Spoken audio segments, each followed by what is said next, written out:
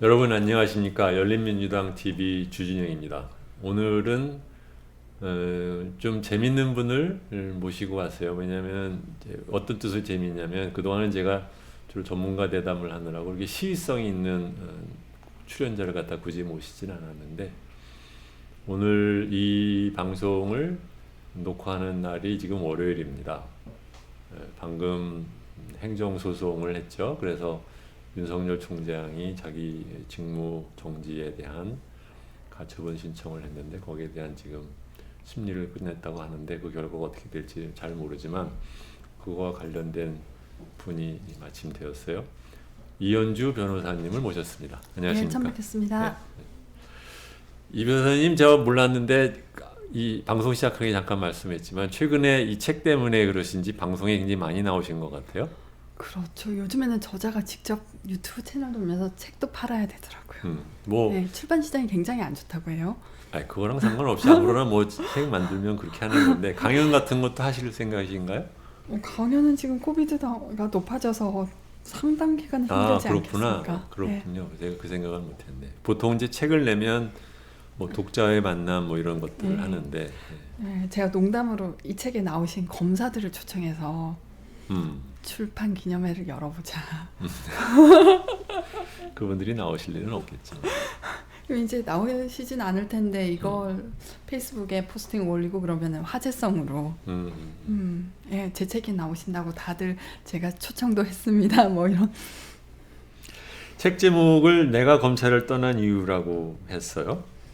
근데 사실 생각해 보면 이 변호사님은 검사를 하신 지가 한 1년밖에 안 되셨고, 예, 맞습니다. 그다음에 이제 검찰에서 이제 떠나신 지가 거의 뭐 2000년 초반에 하셨으니까 거의 20년이 되셨는데, 그렇죠. 예. 2002년이니까 예. 18년. 그동안에는 특별하게 뭐 언론 활동이라든가 무슨 시민 단체 활동이라든가 이런 것들을 거의 안 하신 분 같아요. 예, 그쵸? 맞습니다. 제가 검찰에서의 악몽이 너무나 끔찍해가지고 검찰청은 쳐다보지도 말자라고 결심을 해서 이런 검찰에 대해 글을 쓸 거라고는 생각도 못했어요, 저도. 그런데 2016년 그 말에 이제 뭐 강화문에서 촛불 집회가 있었고, 박근혜 대통령을 탄핵으로 쫓아냈고, 근데 검찰은 그대로더라고요. 그 검찰이 통치의 도구로서 10년간 이용 당하고 스스로 그 내부적으로는 조직을 강화하고 그 내부의 정관을 검사 정관 중심의 그 체제를 유지해 온 거. 권력의 이용 검사 전관 체제. 그렇죠. 네. 통치의 도구가 되는 한편으로 그 대가로서 자기네들의 그 돈벌이 시장, 네. 검찰권을 영업권으로 활용해 온 거. 이런 것들에 대해서 통렬하게 반성을 할 줄 알았는데 아니더라고요. 제가 그걸 보고 깜짝 놀랐어요. 아, 여기는 안 바뀌는구나. 그렇죠. 네. 예. 그들이 무슨 수로 그걸 반성을 하겠어요. 그게 한두 사람의 일이 아닌데. 그래서 근데 말씀하다 보니까 조금 갑자기 생각이 났는데 법대를 졸업하시고 사실을 봐서 검사를 하셨잖아요. 예, 맞습니다. 그때는 검찰이 이러는 줄 몰랐어요? 제가 사법연수원 시절에 법조윤리라는 과목을 배웠는데 실상은 안 가르쳐 주더라고요. 그래도 보통 왜 선후배들 사이에서들 뭐 얘기들이 있잖아요. 글쎄요. 자, 임관하신 게 몇 년이죠? 2001년 3월입니다. 2001년 이런 깊숙한 얘기는 예, 저는 들어보지 그래요? 못했어요. 예. 그 당시에 여자 선배들 중에도 검찰에 계신 분들이 그래도 그때면 좀 몇 명 더 있지 않았나요? 있었지만 그래도 드물었어요. 그랬어요? 예. 그러면 이제 본격적으로 여성 검사들이 또는 검찰에 여자들이 많이 들어가기 시작한 게 그때였나요? 그렇죠. 저 이후로 특히 많이 들어갔던 것 같아요. 그러니까 저 때도 그러니까 인천지방검찰청의 초임검사 10명 중에 3명이니까 그때 체대로 들어왔다라는 얘기를 듣고 들어간 때가 그때였고요. 이게 워낙 이 오래된 세대 얘기를 해서 좀 그렇긴 한데 제가 왜 여쭤보냐면 저희 때는 그 당시에 이제 한참 그 유신 정권에다가 이제 전두환 정권 이렇게 넘어가고 이럴 때였기 때문에 글쎄요, 좋게 이렇게 말하면 좀 어폐가 있을 수 있는데 제정신이 달린 사람이 검사를 할 생각을 했을 것 같지 않다라는 생각을 했고 살았거든요. 실제로 제 치유에 있는 대부분의 친구들은 판사를 했지 검사는 안 했단 말이죠. 근데 그래서 여쭤보는데 그 당시 99년 말 2000년 초에 법대생들은 검찰에 대해서 어떤 생각을 하고 있었나요?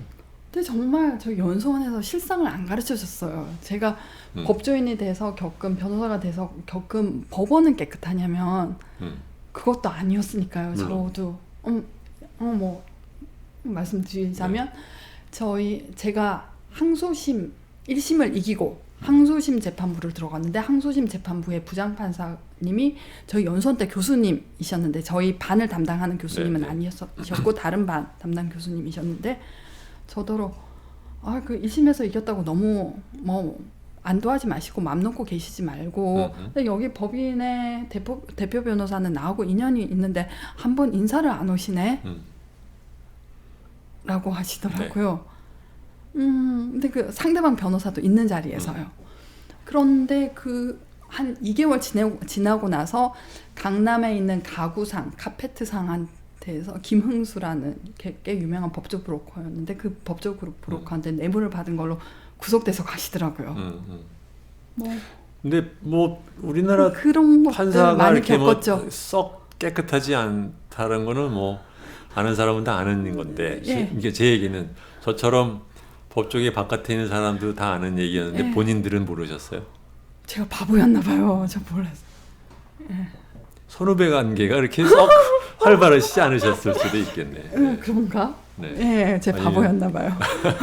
그래서 제가 무슨 말씀이냐면 검찰에 가신 지 이제 1년 만에 이제 검찰에 실제로 돌아가는 모습을 보고 실망을 해서 실망이라고 말하는 것 자체가 이제 부드러운 표현이지만 그만두셨을 때 저는 이제 그 얘기를 갖다 쓰신 걸 보면서 이 사람은 검찰이 그러면 어떤 줄 알고 갔을까 그런 생각이 잠깐 들었거든요. 그런데 물론 아무리 마음속에 준비를 하고 갔어도 막상 접하면 충격적인 일들이 많았을 텐데 제가 여쭤보는 것은 검찰에 어떤 식으로 돌아간다 또는 거기가 얼마만큼이나 그 권위주의적이고 남자 위주고 또는 남자 위주란 표현도 좀 이상하죠. 왜냐하면 남자 중에서도 이상한 남자들이 많다라는 것들을 미리 이걸 워닝이라고 해야 되나 뭐 모르시고 들어가셨나요? 그렇죠. 모르고 들어갔으니까 이제 정신이 너덜너덜해져가지고 나갔죠. 그러니까 일단은 피의자 고소인이 누구냐, 피의자 고소인의 변호인이 누구냐, 뭐 피의자 고소인의 가족, 뭐 아버지, 뭐 형이 누구냐에 따라서 사건 결과가 달라지더라고요. 그러니까 저는 제 바보였던 것 같아요. 법 앞에 평등은 뭐 전혀 뭐 쓰레기통에나 버릴 이야기. 그래서 검사로서의 정체성을 바로 잡을 수가 없는 거죠. 난 뭐 하는 사람인가. 매일매일이 우울하더라고요. 정말 그 퇴근할 때 그 밤길에 돌아오는데 너무너무 우울해서 정말 힘들었어요. 그 당시에 그 동기들이랑 이런 것에 대한 고민을 같이 얘기를 좀 나누셨나요? 그렇게 깊은 얘기는 못했던 것 같아요. 왜냐하면 제가 지지나 같은 거예요. 적응을 잘 못하는 제가. 적응. 적응이라고 표현하면. 또 하나는 극도의 남성 중심주의. 제가 겪은 이야기는 이제 변사체 검시를 가게 되거든요. 그러니까 죽은 게 범죄에 의한 건지 자연사인지 불분명한 시체의 경우에 병원에 가서 이제 검시를 해보고 부검을 할 건지 어떻게 할지를 결정하게 되는 건데 어떤 여검사, 선배 여검사가 임신을 했어요. 초임 여검사 셋을 불러놓고 그 다른 남자 검사, 청의 수석 검사가 너네들이 셋이서 번갈아서 가. 그러더라고. 그래서 저희 셋이 고민을 했어요. 고민을 한 다음에. 근데 변사체 검시를 하는 게 그 사건을 맡은 검사가 하는 거 아니에요?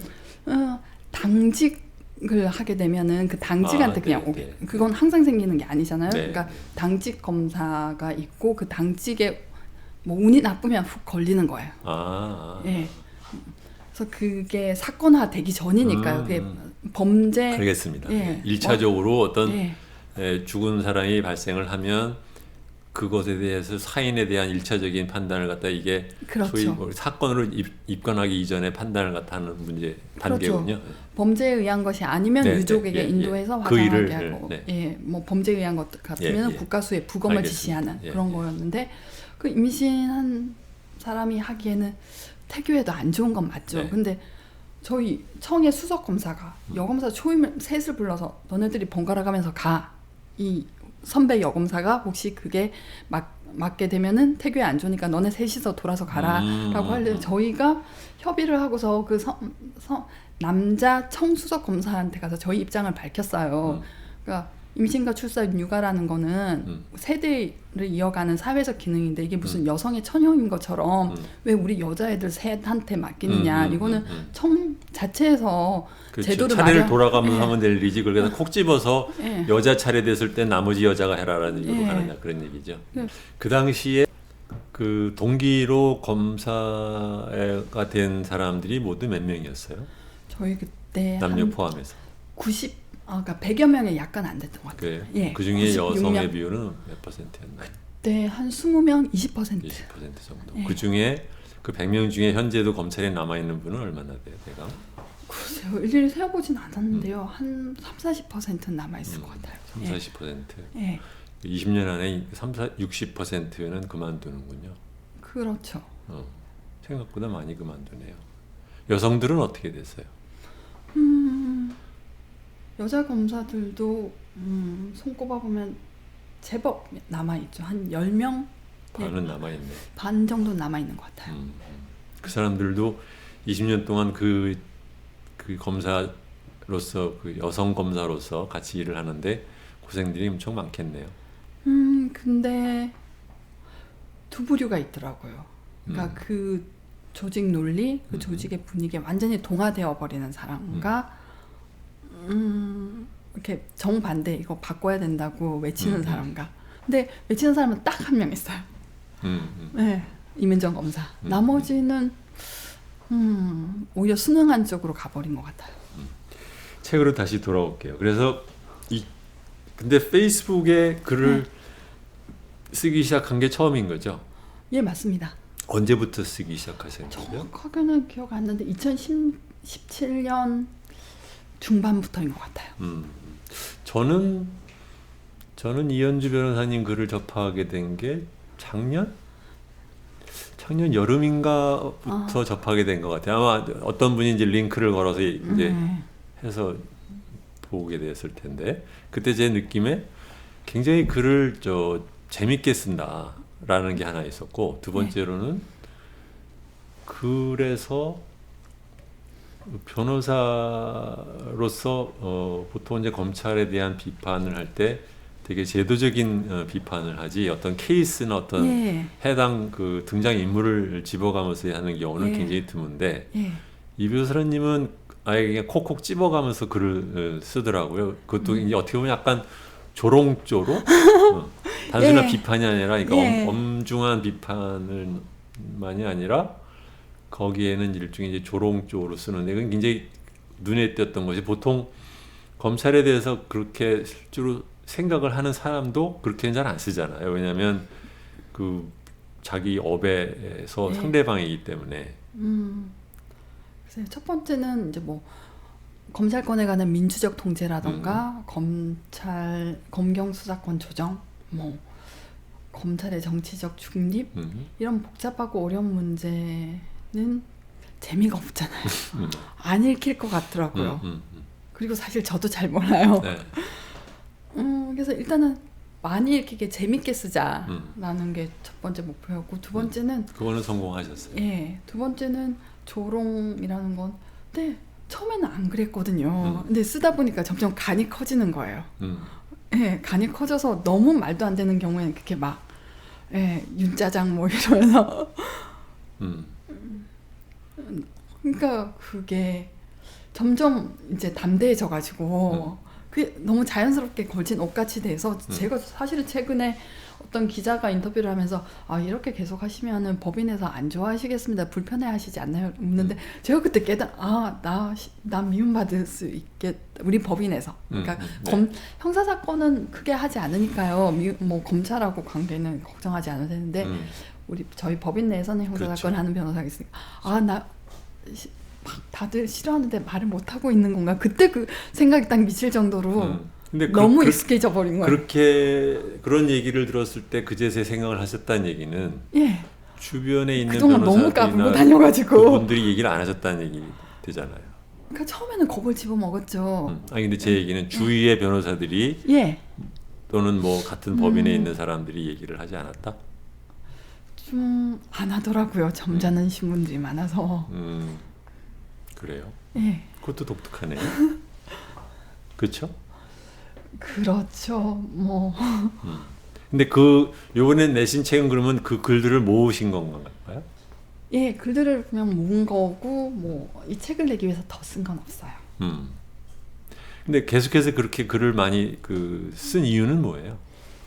저도 제가 이렇게 오랫동안 쓸 줄은 몰랐어요. 사실 제가 검사 생활을 길게 한 사람도 아니고 근데 제가 글을 열심히 쓰니까 또 여러 곳에서 이런 이야기도 있다라면서 전해주시더라고요. 네. 네, 저도 제가 이렇게 길게 쓸 수는 몰랐어요. 한 1년 반 정도 그 정도면 이제 쓸거리도 없고 접어야지. 그렇죠. 예, 이렇게 생각했는데 그게 아니더라고요. 저도 그러니까 여러모로 독특했던 것이 뭐예요? 방금 말씀드린 것처럼 그러니까 구체적인 케이스로 검찰의 등장인물들을 적시해 가면서 예. 글을 썼다라는 것도 독특했지만 또 그거를 계속해서 쓰시더라고. 네, 그래서 뭐 근데 가령 2016년에 제주지검에서 뇌물을 준 공무원, 뇌물을 받은 공무원하고 뇌물을 준 건축업자가 이제 걸렸는데 그 변호인이 같은 거예요. 이상하지 않습니까? 쌍방의 변호인. 예. 뇌물 공여자하고 뇌물 변호사법 위반이 아니에요? 뇌물 공여자하고 뇌물을 네. 받은 사람하고 수뢰자하고 그래서 이게 그러니까 그 건축업자가 자기가 돈을 내서 뭐 변호 비용을 댄 거라면 이것도 뇌물이 될 수 있잖아요. 그 공무원을 위한 변호인을 자기 돈으로 선임해 준 거니까. 그렇죠. 그래서 그 검사가 공무원에게 피의자로 소환당한 공무원에게 이거 변호사 비용은 누가 댔습니까? 라고 신문을 했어요. 네. 그랬더니 그 피의자가 어딘가로 문자 메시지를 보내더니 부장검사실에서 전화가 와요. 그 검사한테. 그 신문상 빼라고. 그러니까 이런 얘기를 억울함을 겪으신 분이 저한테 이런 얘기 해주더라고요. 그 얘기를 누가 해요? 그 얘기 아니 뇌물을 준 사람은 억울하지 않을 것이고 예. 뇌물을 받은 사람이 이제 그렇게 식으로 했다라는 건데 그러니까 뇌물을 받은 사람이 조사를 받는 중에 어딘가로 문자를 보냈더니 그 얘기를 그것 때문에 억울한 사람이 누구죠? 억울한 사람이 그러니까 그게 그 문자가 부장검사실로 갔다는 그러니까 변호사에게 정관 변호사한테 간 거죠. 네. 그 정관 물론, 변호사는 예. 억울한 사람이라고 제보를 한 사람이 그 검사가 들어서 검사 못하겠다 라면서 그만둬요. 그러면서 쫙 알려졌거든요. 그 제주지검에 쫙 알려지고 그걸 보신 분이 저한테 그런 일도 있었습니다 라면서 알려주더라고요. 그 검사는 그만뒀어요. 글 때문에. 그러셨구나. 네. 그러니까 이제 보면 계속적으로 보니까 상당히 많은 케이스를 모으셨어요. 근데 그게 특별히 본인이 뭐 나서서 수집한 거는 아니고. 그렇죠. 제가 검사들 다 만나러 다니겠어요. 어쩌겠어요. 예, 네. 전해주시더라고요. 아름아름 전해주시더라고요. 그러니까 내가 말하기는 좀 뭐한데 네가 말하라는 얘기지. 비겁한 사람들이네. 일종의 말하자면 이제 자기는 책임지기 싫고 누군가는 나서는 약간의 이제 그 사람이 있으니까 그 차도살인이라고 말하면 좀 이상하지만 뭐 너 나선 김에 한번 네가 다 뒤집어 써봐라는 거잖아요. 그리고 재경지청 수도권에 있는 어느 지청 또 들은 얘기는 재경지청에서 그 차장 검사가 여검사들 상대로 성희롱했다고 SBS에서 보도를 했어요. 근데 그게 보도되고 나서 그 지청에서 무슨 일이 나냐면은 제보자 누군지 잡아라. 그렇죠. 그리고 그래서 그 이제 책이 나오는 얘기죠. 네. 예, 그 얘기도 그때 시달림을 당한 검사님 중에 하나가 저한테 그런 식으로. 게다가 위에서 제보자를 색출하라라고 하니까 여검사들 사이에서도 서로 긴장과 갈등, 알력 그러니까 네, 그 네, 검사랑 참 색출하라라는 지시에 불복하고 항의를 하는 게 아니라 자기네들끼리 너가 그랬지, 그쵸. 여검사들끼리 너가 그랬지, 너가 그랬지. 뭐 이걸 이 얘기도 전에 들은 얘기예요. 아 그렇군요. 그러니까 거기에 나오는 많은 케이스들이 사실은 그 관련된 데서 불만을 품은 검사들 사이에서 도는 얘기들을 제보해주는 사람들에 의해서 쓰신 거군요. 그래서 저 그게 궁금했어요. 아니 이거를 검찰이 싫어서 검찰 쪽은 얼굴도 보지 않겠다고 하는 사람이 이걸 언제 다 이걸 모아가지고 이거를 다 쓸까라는 생각을 했거든요. 그런 거군요. 근데 굳이 이걸 갖다 묶어서 또 책을 내기로 한 이유는 또 뭐예요? 책을 내겠다는 생각이 전혀 없었는데 출판사에서 한 서너 군데서 접촉이 들어왔고 사실 뭐 이런 걸 왜 책으로 내? 아유, 예, 제가 사실은 재미삼아 쓴 글이니까 제 이름을 달고 책으로 내기 좀 애매한 이런 책을 뭐 왜냐면 이제 검찰에 관한 이런 책은 없었잖아요. 네. 잡글 같은. 근데 내겠다고 하시니까 그 여러 출판사 중에 제 글에 대해서 가장 정말 애정이 넘치시더라고요. 저보다 더 제 글을 사랑하시는 것 같아요. 뭐 그냥 상술일 수도 있겠지만 제가 혹 넘어가가지고 계약. 대부분은 상술이에요. 그런가 봐요. 제 세상을 헛살아가지고. 예. 아니 지금 변호사 20년을 하셨으면 세상 물정도 알만한 거 다 알아야 되는 거 아니에요? 그러니까요. 제가 못 모르고 검찰 들어가가지고 검찰을 떠난 유책 내고. 지금 문재인 정권이 그래서 2017년에 이제 등장을 했잖아요. 예. 많은 사람들이 문재인 정권이 사법개혁이나 검찰개혁을 좀 더 적극적으로 해주기를 바랬는데 그렇지 않은 것 같아서 상당히 많은 우려들을 하는 사람들이 많았어요. 저러다가 결국 이제 초반에 소위 이제 새롭게 등장한 정권이 자기가 하고 싶은 일을 하는데 검찰을 이용을 하다가 중간에 이제 정권 정권기에 가면 또 검찰한테 되치기 당하고 그러한 그런 것을 패턴이었죠. 그걸 전력을 다시 되풀이하는 거 아니냐 뭐 이런 얘기들을 했죠. 그런데 저도 사실 개인적으로 이제 문재인 대통령이 단순히 본인이 이제 인권 변호사로서의 그런 어떤 분야에 대한 전문성이 있다면은 이제 이런 사법 개혁에 관련된 분야는 굉장히 잘 아실 것 같아서 상당한 기대를 했는데 썩 그렇게 잘 되는 것 같지는 않았단 말이죠. 근데 지금 돌이켜 보면 이제 정권이 3년이 지나서 이제 4년 차가 되는데 크게 보면 성과를 보면 검찰 개혁은 이제 검경 수사권 일부 조정을 하는 것, 그다음에 이제 공수처를 설립하기로 한 것, 그다음에 이제 검찰 조직 개편 같은 것들이 좀 있는 것 같아요. 거기에 비해서 법원 쪽은 뭐 거의 뭐 이루어진 게 없는 것 같고 이거를 보시면서 문재인 정권의 검찰 개혁이나 사법 개혁에 대해서 이 변호사께서는 어떻게 생각하시나요? 뭐 예상했던 것만큼 속도를 내지 못하고 성과가 미미한 것도 많은데 그게 뭐 쉽게 되겠습니까? 예, 버티는 세력이 있고 그리고 여건이 일단은 사실 기소권을 독점하고 있으니까 처음에 국정농단, 사법농단 수사는 사실 검찰이 필요했죠. 검찰이 이용했다고까지 말하고 싶지 않아요. 그건 뭐 이용 한다고 해서 이용 당할 집단도 아니고 그냥 검찰이 해야 할 일을 한 건데 뭐 아쉬운 거는 그러니까 작년 7월에 이용한다는 것도 이런 뜻이겠죠. 왜냐하면은 이명박이나 이제 박근혜 정권 시절에 부패나 아니면 권력남용에 대해서 기소를 하고 처벌을 하는 것을 하는 동안에는 검찰 개혁에 대한 구체적인 방안을 만들고 준비하고 추진하는 일을 예. 안 하고 좀 기다리는 건 아닐까 뭐 이런 생각을 하는 거죠. 그렇죠. 그거는 좀 많이 아쉽죠. 게다가 뭐 윤석열 검찰총장을 총장으로 임명한 것까지야 뭐 제가 뭐 그쪽이 결정이. 근데 측근들을 다 요직에 앉혔어요. 네. 뭐 서울중앙지검장 그리고 서울중앙지검의 특수부 해서 그 윤석열 라인을 요직에 다 배치했는데 이거 너무 위험했다고 생각해요. 검찰 조직 내부에서조차 견제가 안 돼요. 그렇죠. 지금 이성윤 서울중앙지검장 시절에는 그나마 그러니까 배성범 측근인 배성범 서울중앙지검장이 있을 땐 정말 정강석화 같이 모든 정치적 사건을 밀어붙였는데 그건 왜 그렇게 하셨을까? 참 아쉽다. 그냥 너무 사람들이 고통스러웠죠. 그러니까 말이에요. 왜 그러셨답니까? 저야 모르죠.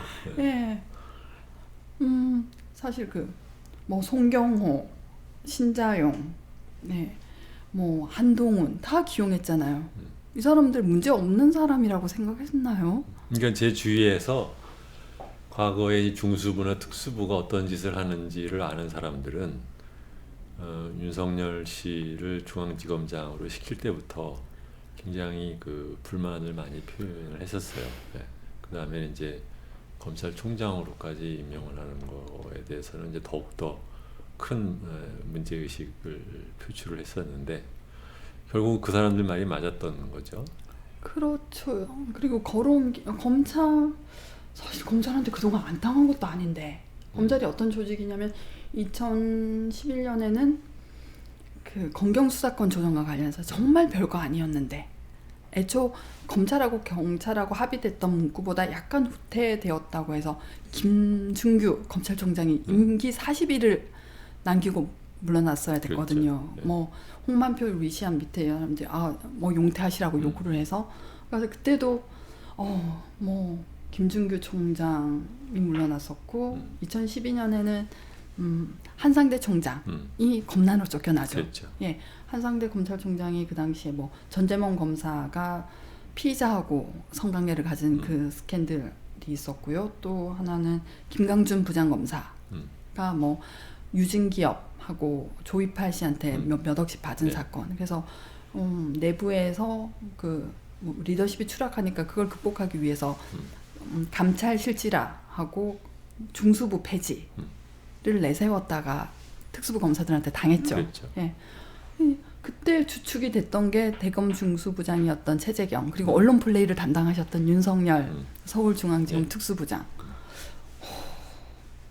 저는 사실 개인적으로는 그때 얘기를 좀 하셔서 그러는데 검찰이 일종의 독자적인 조직의 논리에 의해서 돌아가는 조직이구나라는 것을 가장 강하게 느꼈을 때가 한상대 총장을 상대로 말하자면 작전을 써가지고서는 저는 저게 지금 뭐 하는 건가 싶더라고요. 검찰총장을 그렇죠. 지들이 짜가지고서는 물러나게 만드는 걸 보고 이 사람들 완전히 이제 자기들끼리의 독자적인 논리가 돌아가는 거구나. 그렇죠. 검사들에게 검찰권이라는 건 영어권이잖아요.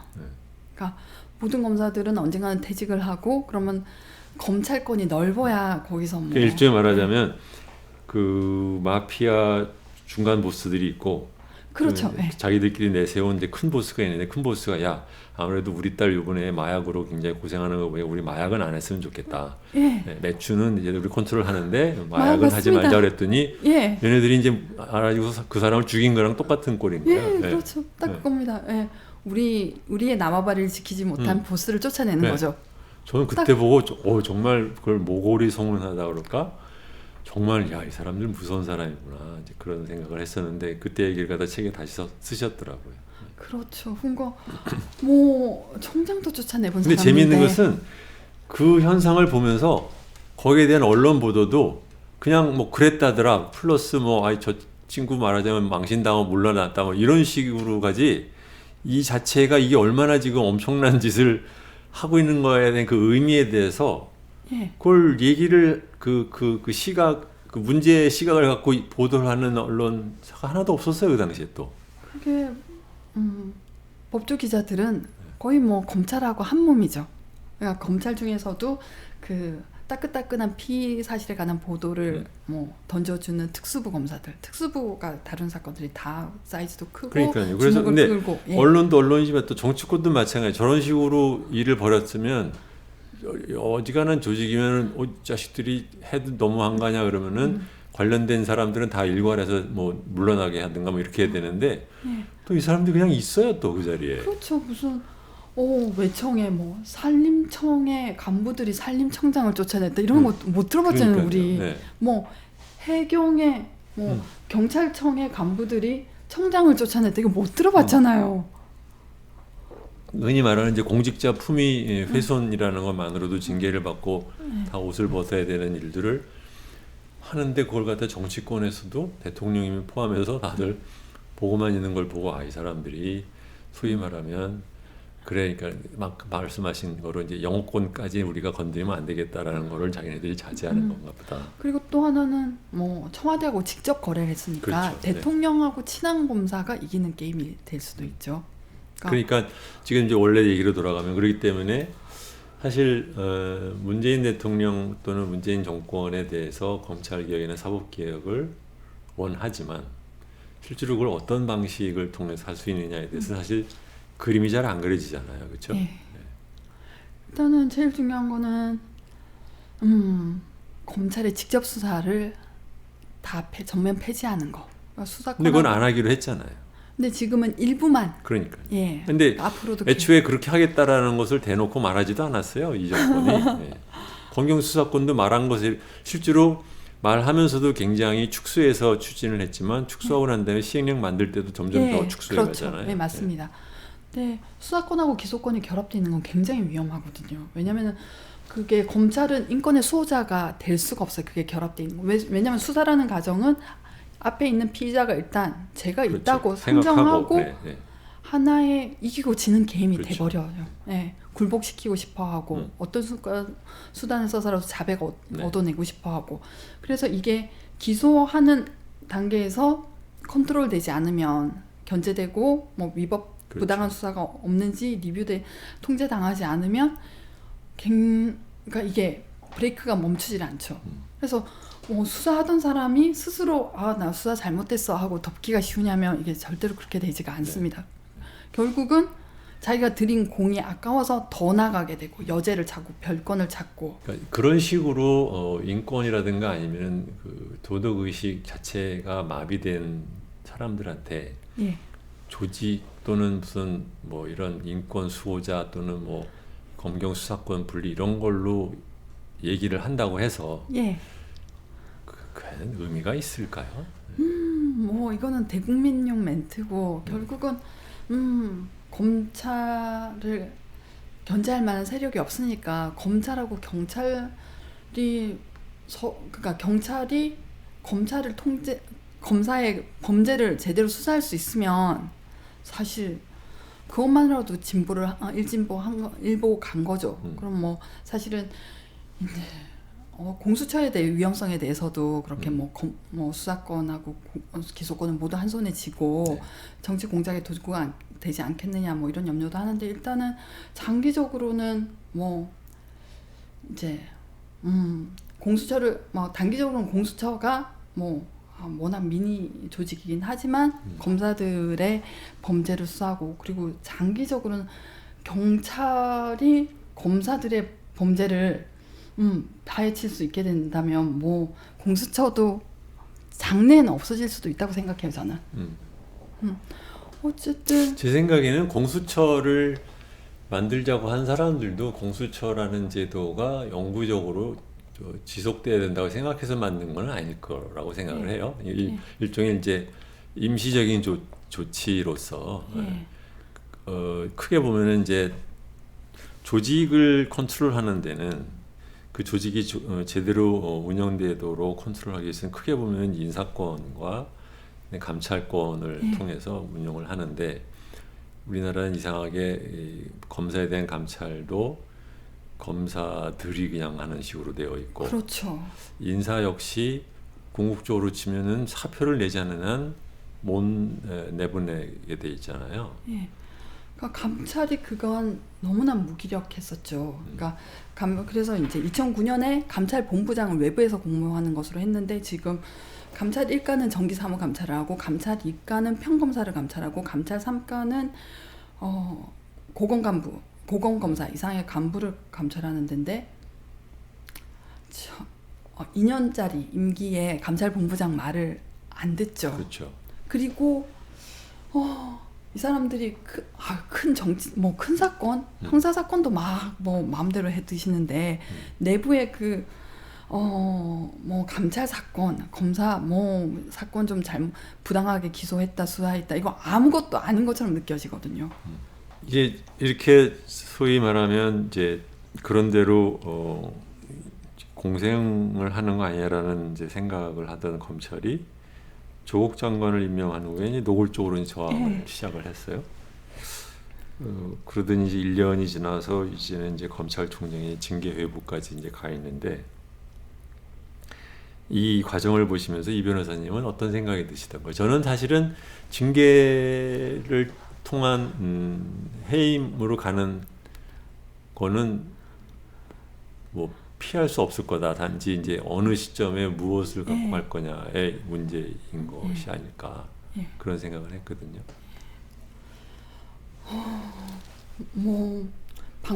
그쵸. 징계 말고는 징계 말고는 방법이 더 이상 저 미친 강난의 망나니 춤을 멈추게 할 방법이 없잖아요. 그래서 사실 그러니까 이제까지 검찰이 정권의 파트너였다면 정치의 장에 직접 들어서서 수사로 정치를 하셨죠. 그러니까 왜 업무상 횡령, 배임, 업무상 배임죄로 수사를 할 때 조심해야 된다는 얘기를 하잖아요. 왜냐면은 어떤 경영 행위에 대해서 검찰이 막 판단을 해버리면 그 기업 경영을 그렇죠. 검찰이 대신하는 것과 같이 되니까요. 근데 이 검찰은 1년에 그러니까 대통령의 법무부 장관 임명 그리고 최근에는 월성 원자로 폐쇄, 조기 폐쇄까지 이거 무슨 청와대가 한 일에 대해서 숙제 검사하는 느낌이잖아요. 어디 잘했는지 보자. 기소하시고 심지어 사람도 부르지도 않고 기소하고 너무 어마무지하죠. 저 사람들은 왜 저렇게 한다고 생각하세요? 그건 이제 윤 총장님을 직접 불러서 여쭤봐야 되지 않을까요?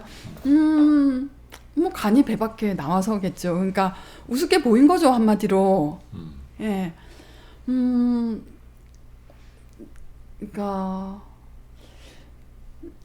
처음에 조 장관 일가를 수사할 때는 이렇게 크게 판을 벌일 생각은 아니었다고 생각해요. 저는 그냥 나의 힘을 보여주고 저 마음에 안 드는 법무부 장관 물리게 하자라는 정도였는데 이게 시민들이 검찰개혁 집회를 벌이고 이러면서 거기서 일단 원하는 대로 안 되니까 앞으로 갈 길은 이 정부를 계속 치는 길밖에 없잖아요. 저는 이제 그런 느낌을 좀 받았어요. 그러니까 이런 소위 요새 흔히 말하는 이제 뇌피셜이라는 게 그런 거지만 저번에 그 국정감사에서의 윤석열 씨 하는 언동 같은 거를 이제 보면 이 사람은 지고는 못 살아요. 예. 이겨야 돼. 뭐가 뭔지는 모르죠. 무조건 자기가 이겨야 된다는 생각을 하는데 조국 장관의 경우에 사모펀드에서 뭔가가 나올 줄 알고 그 얘기를 믿고 이제 한번 자기 굉장히 오바를 일반적인 검찰의 행동 쳐놓고 또 굉장한 오바를 했는데 이게 알고 보니까 이게 잘 안 된단 말이에요. 그럼 여기에서 둘 중에 뒤로 물러나면 자기만 아무렇나 쫓겨나고 그만두긴 마찬가지인데 그렇죠. 그럼 바보까지 돼가지고 그만두는 거잖아요. 그러니까는 이 친구 생각에는 여기서 뒤로 물러나면 이건 이제 죽두법도 아니고 나만 정말 바보 된다 생각을 해서 그러면 어쨌든 간에 이것을 이기는 모양으로 만들었든가 아니면 이걸 하나의 다른 걸로 좀 덮든가 하는 그 생각까지 하지 않았을까. 그렇죠. 그리고 검사들 생각은 특수부 검사들 특히 생각은 털면 나온다고 생각하거든요. 그래서 그렇죠. 압수수색을 해서 압수수색된 문서를 파도 다른 범죄가 나오고 뭔가 나온다고 생각했을 거예요. 거창한 거 제 경우에도 이거 좀 다른 얘기인데 하나 제가 증권에 있을 때 그 삼성물산 이제 합병권을 갖고 그 보고서가 이제 나가게 되니까 그룹에서 감사가 나왔어요. 똑같은 생각일 거예요. 뭐가 됐든 간에 이것저것 잡으면 할 거라고 생각했는데 한참 뒤졌는데 아무것도 안 나왔어. 근데 이 사람들 생각에는 아무것도 안 나오는 게 이상한 거예요. 왜냐면 워낙 우리나라 사람들이 그렇게 생각한다고 하니까. 그렇죠. 제가 보기엔 조국 씨도 마찬가지였을 거예요. 그러니까 그렇게 어떻게 보면 약간 허술할지는 모르지만 이렇게 나쁘진 안 하고 사는 사람도 있을 수 있다는 것에 대한 생각 자체가 좀 없었던 거죠. 그렇죠. 특수보고서는 정말 털면 나온다라고 생각합니다. 네. 그래서 처음에 그렸던 그림은 이게 아니었죠. 그렇죠. 그림 정말 용두사미가 돼버렸는데 처음에 그렸던 그림은 뭐 김땡땡이 저기 윤석열 총장한테 보고한 건 이 사모펀드가 비리의 직결체고 이걸 뭐 심지어 뭐 여기서 뭐 조국 전 장관이 뭐 대선에 출마하기 위한 뭐 자금을 조성하고 있다 이런 막 네, 그 진짜 내피셜을 했다고 하더라고요. 그까지 생각을 했다면 이제 그 친구는 바보 건데 바보가 아니다 하더라도 그냥 객관적인 그 당시에 나온 물증만 보면은 사모펀드에 그렇게 거래를 했다라는 것 그거는 좀 의심할 만했어요. 그랬는데 이제 막상 알고 봤더니 사실은 좀 김이 빠지게 되었다는 것은 이제 지금 재판까지 나오면 그런데 그러니까 어느 정도 그 모양의 어떻게 보면 이 사람들이 오바를 한 거죠. 근데 의심을 할 만했는데 근데 그렇다 하더라도 그것을 이런 식으로 일을 풀었다는 것 자체를 보면 어떻게 보면 사려 또는 신중하지 않은 사람들인 거예요, 이 사람들이. 그건 검찰 조직의 취약성을 보여주는 거죠. 그러니까 뭐 윤 총장이 뭐 희망찬 그림을 그리는데 밑에서 안 된다고 말을 못하는 그냥 되는 쪽으로 뭐 사실 총장이 기록을 다 보진 않지 않습니까? 그렇죠. A4 용지 한 장으로 그렇죠. 보고될 텐데 받을 텐데 거기에 총장님 원하시는 보고를 했겠죠. 그러니까 물러나기가 어렵다 보니까 일이 이상하게 이제 나라를 갖다가 갖고서 이제 흔드는 꼴까지 이제 오게 되었는데. 그렇죠. 뭐 어디 하나 걸리나 뭐 파다 보면 하나는 걸리겠지라고 그렇죠. 하면서 이제 뭐 근데 이제 제 얘기는 뭐냐면 이제 징계 회부한 거. 예, 징계 사유는 뭐 다 심각하지 않습니까? 저는 굉장히 다 심각하다고 생각하는데 일단은 판사 사찰한 거. 예. 그건 뭐 사찰한 정보가 다 공개될 수도 없고 공개되는 것도 뭐 적당하지도 않지만 일단은 그건 정보를 수집 검증한 데가 수사정보정책관실 그 범죄정보 수집하는 데거든요. 왜? 그러니까 범죄정보를 수집해서 그 적당한 부서에 나눠주는 뭐 예전에 특수 1, 2, 3, 4부가 있었는데 거기에 뭐 부의 수사 능력을 보고 적당한 사건을 판사들 개인정보를 뭐 왜 수사 국가안보를 위해서 이래야 되는 국정원이 국내 사찰하는 거랑 똑같은 이치인 거죠. 사찰할 수 있는 권한을 주면 사찰을 갖다 아무한테나 하는 거죠. 그것도 심각하고 그리고 감찰에 불응한 거, 감찰 조사에 불응한 그렇죠. 것도 심각하죠. 그만 검사들 저는 사실 객관적으로 그게 제일 크다고 봐요. 그렇죠. 저도 그렇게 생각하는데 아니 공무원이 감찰을 하겠다는데 감찰에 불응을 해? 예. 그건 그러면 생각해 보면 상상이 불가능한. 수사기관의 장이지 않습니까? 일반 피의자들은 막 불러서 조사하고 소환에 응하지 않으면 체포영장 청구하는 곳인데 피의자들한테 불러서 검사가 이제 나오십시오. 아 당신 총장도 안 나가던데 나도 쟤 안 돼요. 라고 하면 뭐라고? 우리 총장님은 총장님이고 당신은 안 돼요.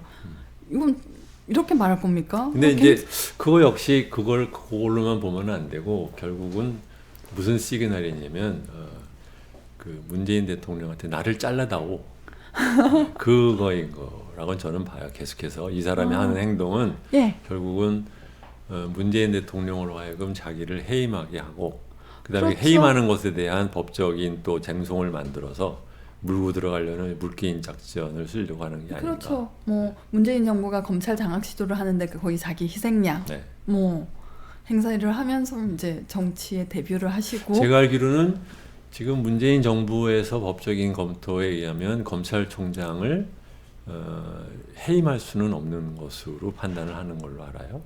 그렇기 때문에 이제 그리고 또 그걸 안다는 걸 저쪽에서도 아는 것 같고. 그럼 면직이나 정직으로 간단 말인가요? 아니요. 그러니까 이제 징계에 의한 해임 건의에서 해임까지는 모르지만 네. 그런 것을 거치지 않고 그렇죠. 그냥 안 되죠. 해임하는 예. 것은 안 왜냐하면 된다. 헌법에 대통령은 법률에 따라 임면한다고 돼 있는데 공무원을 임면한다고 돼 있는데 법률에 그게 법률에 네. 따르게 돼 있고 법률에는 검찰청법에는 그게 네. 없지요. 예를 들면 이제 징계 미국의 아니고는 안 경우에 되죠. 사법제도가 굉장히 복잡하지만 미국에도 연방정부를 대표하는 연방범죄를 다루는 연방검사가 있잖아요. 예.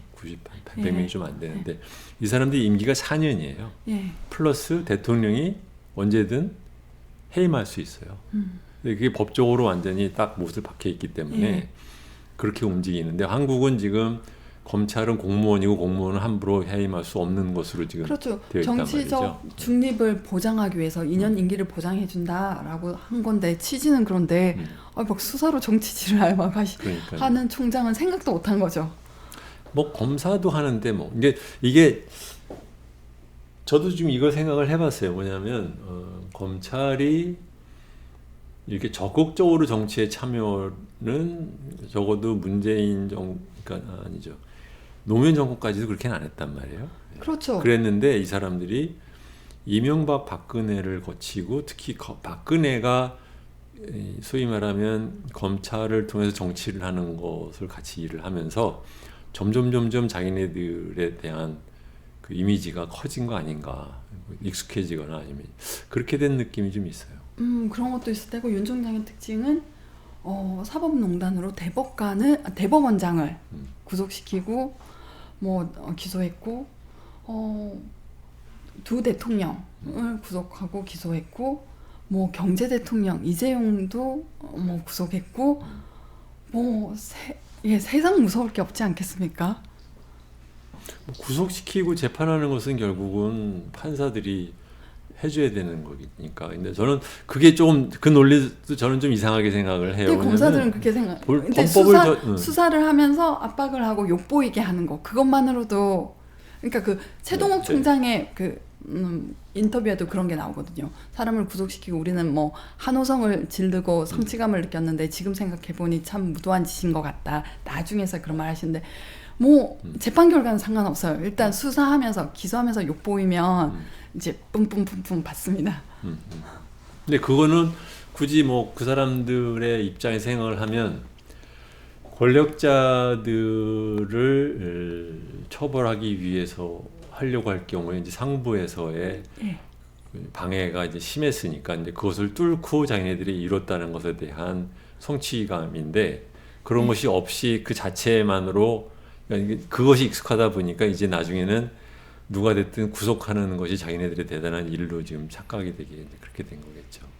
근데 그것도 그렇고 상부에 압박이 없더라도 안 되는 사건을 되게 어떻게 만들었다든지 자백을 안 하는 사람을 압박을 해서 자백을 하게 했다든지 그 모든 것이 이제 그러니까요. 네. 제가 이거는 저번에 옛날에 그 어떤 컬럼에 쓴 적이 있는데 제가 개인적으로 아는 사람 지인 중에 친구라고 할 수도 있고 가까운 지인 중에 제가 나이가 한 50이 넘어갈 때까지는 한 명도 이런 검찰이고 사법적인 문제가 된 사람이 한 명도 없어요.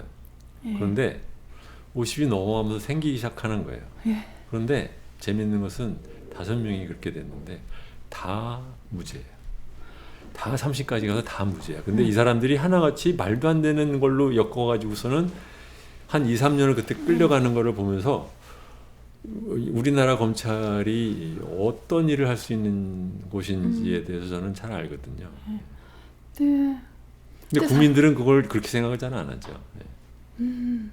저희가 변호사들이 농담으로 그럽니다. 그러니까 그 조서문학이라고 하는데 피의자가 신문을 받는 중에 뭐들 며칠 어디에서 뭘 했지요? 예? 라고 하면 네! 라고 적는다고. 그렇게 얘기를 해요. 그리고 사실 사법농단 수사할 때 정말 판사들을 많이 압박해서 그 판사들이 뭐 울고 나왔다. 뭐 이제 서초동에서 검사들을 보면 경기를 한다. 이런 말을 해요. 그러니까 판사들한테 사실은 탄핵당해서 쫓겨났어야 될 인간들이 그렇죠? 하는 말이기 때문에 별로 불쌍하게 들리지는 않아요. 불쌍하게 들리진 않는데 자기가 이때까지 그 기록으로만 보던 그 뭐 형사 사건이 실제로 어떻게 조사되는지 몸으로 다 겪으신 거죠. 그래서 뭐 이제 검사가 판사를 조사하면서 그 법도 모르시고 참라고 한다든지 그 얘기 아까 전에 하셨잖아요. 뭐 이러고 판사가 유리한 얘기를 했는데도 안 적어주고 제가 이거 말씀드렸는데 이거 이렇게 질문하셔서 제가 이렇게 말씀드렸는데 조서에 반영이 안 돼 있으면 이거 개인적으로 여쭤본 거라서 신분상 아닙니다 이러면 찍소리도 못하고 이제 검사 신기 거슬릴까 봐 이런 경험들을 이제 판사가 한 거죠. 그래서 뭐 그래봤자 판사가 보고 이거 말도 안 된다고 해서 다 기각해버리면 그만 아니에요. 근데 기각하면 좋은데 그게 그렇게 안 되는 사건들도 있었으니까 문제죠. 그렇긴 하죠. 가령 예를 들면은 한명숙 전 총리 2차 사건 한만호에게서 뭐 정치자금 받은 1심에서 무죄였어요. 항소심에서는 공판길도 몇 번 안 하고 그렇죠. 갑자기 유죄로 바뀌는데 그 기록을 보면은 이제 공판검사가 땀을 삐질삐질 흘리는 게 보여요. 왜냐면 그러니까 한만호 씨는 진술을 바꿨고 한만호 씨가 진술을 번복한 데 대해서 보강을 하기 위해서 수감자들 중에 두 사람을 확보해 오는데 그런 기록을 밖에서 변호사면은 다 들었죠. 근데 수감자 중에 뭐 데려온 사람이 이제 검사 측 증인이니까요. 검사가 주신문을 할 때는 서로 연습이 돼 있으니까 그랬습니다. 한만호 씨가 저한테 이런 말을 했습니다. 저하고 처음 구치감에 갔을 때 만나서 저한 믿을 사람은 너밖에 없다. 난 세상이 무섭다라고 하면서 고양시에 같이 사업하면서 알게 됐던 사이라서 저한테 이런저런 걸 다 말했습니다.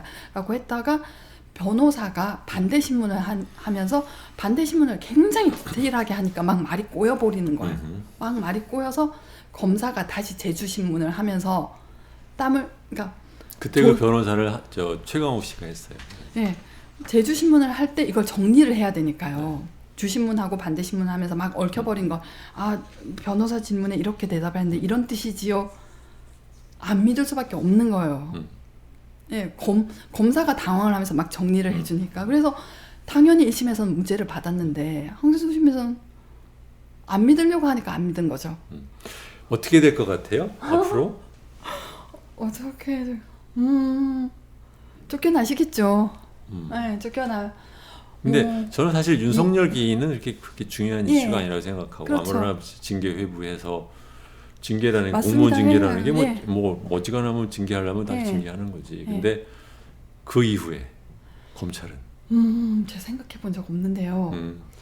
일단은 죄송합니다. 제가 복잡한 문제 자꾸 물어봐서. 아니요. 일단은 지금 뭐 1000명이 뭐 연판장에 항의하는 서명을 돌렸다라고 하는데 상당수는 위에 압박에 의해서 사실 간부 평검사들은 앞날이 긴데 여기에 뭐 발 담그고 싶지 않죠. 근데 사실은 이것도 징계거리 아니에요? 집단 행동한 거, 그러니까 공무 시간 중에 평검사 회의를 했다거나 하고 징계 사유 되죠. 그게 너무 근데 하면은 또 갈등만 커지니까 품고 가기 위해서 다 징계를 안 할 것 같긴 한데 징계 사유는 맞습니다. 아니 어디 공무원이 공무 시간에 그 개인적인 일을 하고 그러면 그 개인적인 일이잖아요. 공무 아니잖아요. 1000명이 했다는 뜻은 또 1000명이 안 했다는 뜻이잖아요. 맞습니다. 위에서 그거 안 하냐고 뭐 압박하면 이제 하는 거고. 그러니까 제 얘기는 한 사람에 대해서는 그렇죠. 평정에서 무조건 뒤로 깔아도 되는 거 아니에요?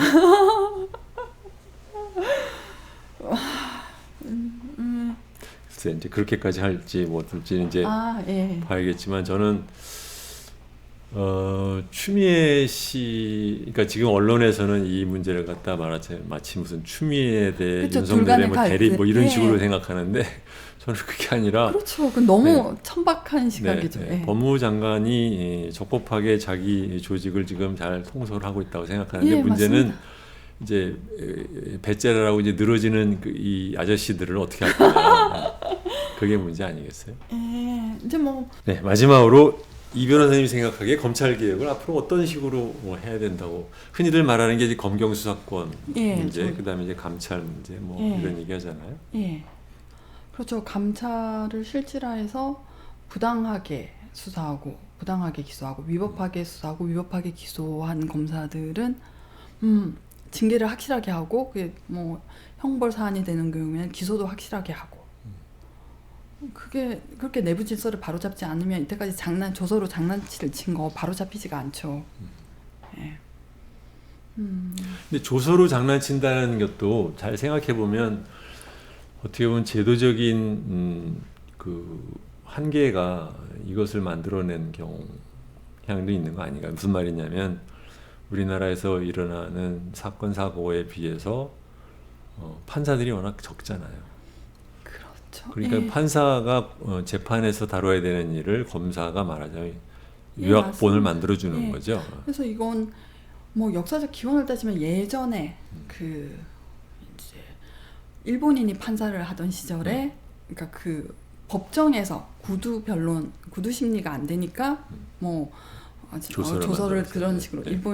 일본 말로 된 네, 일본 네, 글로 네. 된 조서를 그게 시작이었다고 얘기를 하고 그 후로는 말씀하신 대로 이제 뭐 구두 변론을 하기에는 공판 중심주의로 가기에는 판사 1인이 담당하는 사건의 수가 너무 많아서 예, 물리적으로 불가능한 거죠. 공판 중심주의로 가기에는. 검사들하고 판사들 간의 유대도 굉장히 근근했었고 그래서 뭐 기각하고 구속영장 기각하고 뭐 무죄 쓰고 그럼 왠지 미안한 감각을 가지는 거예요. 아, 저 친구 내가 무죄 쓰면 청 내에서 좀 곤란할 텐데 그런 거 없어야 되죠. 근데 우리나라는요, 심지어 기업에서도 예. 경쟁사 사이에서도 대학교 동기들을 통해서 상대방 회사의 비밀이 나와요. 이 학연이라는 게 굉장히 무서운 사회입니다. 근데 그래서 얘기를 돌아가면 사법개혁, 검찰개혁 같은 거 한다 그러면 저는 이제 이러저러고 뭐 잣구 갖고 할 일이 아니라 큰 그림에서 재판 판사들의 숫자를 대폭 늘리고 그러니까 우리가 너무 그동안 시스템을 갖추는 데는 뭐 관심이 없고 투자를 안 하고 사람을 그냥 지었자는 그리고 과잉의 퍼포먼스를 요구하면서 이 얘기는 이제 우리 황희석 위원이랑도 얘기할 때 그런 얘기했지만 그래서 그리고 검찰도 뭐 한 지금 2,300명이 된다는데 한 1,000명 정도 줄이면 그럼 중요한 것만 할 거 아닙니까? 그리고 수사는 아무로나 또 경찰한테 맡길 거고. 그렇죠. 그렇게 왜 피지컬하게 일을 처리를 안 할까?